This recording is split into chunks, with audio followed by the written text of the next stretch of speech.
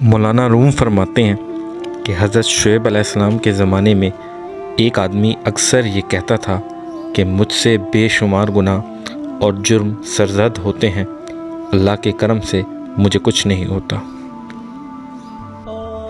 حضرت شعیب علیہ السلام نے جب اس کی یہ باتیں سنی تو فرمانے لگے، ارے بے وقوف، تو صراط مستقیم سے بھٹک گیا ہے۔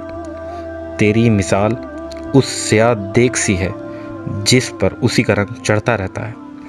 اس طرح تیرے اعمال بد نے تیری روح کی پیشانی کو بے نور کر دی ہے۔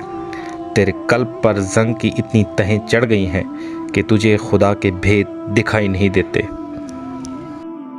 جو بدنصیب گناہوں میں آلودہ ہوا اور اوپر سے اس پر اصرار کرے تو اس کی عقل پر خاک پڑ جاتی ہے۔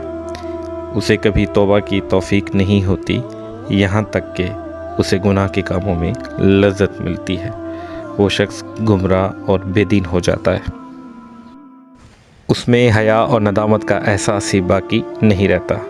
حضرت شعیب علیہ السلام کی یہ باتیں سن کر اس شخص نے کہا، آپ علیہ السلام نے بجا فرمایا، لیکن یہ تو بتائیے، اگر اللہ تعالیٰ نے میرے گناہوں کا مواخذہ کرنا ہے تو اس کی علامت کیا ہے؟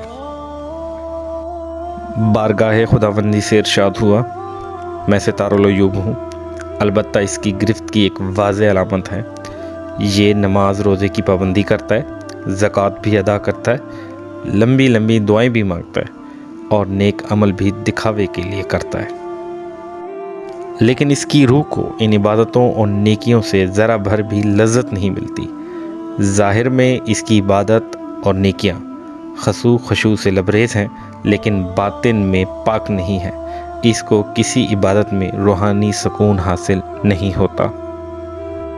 اس کی مثال ایسی ہے جیسے درخت میں اخروٹ تو ان گنت لگے ہوں مگر ان میں مغز نہ ہو۔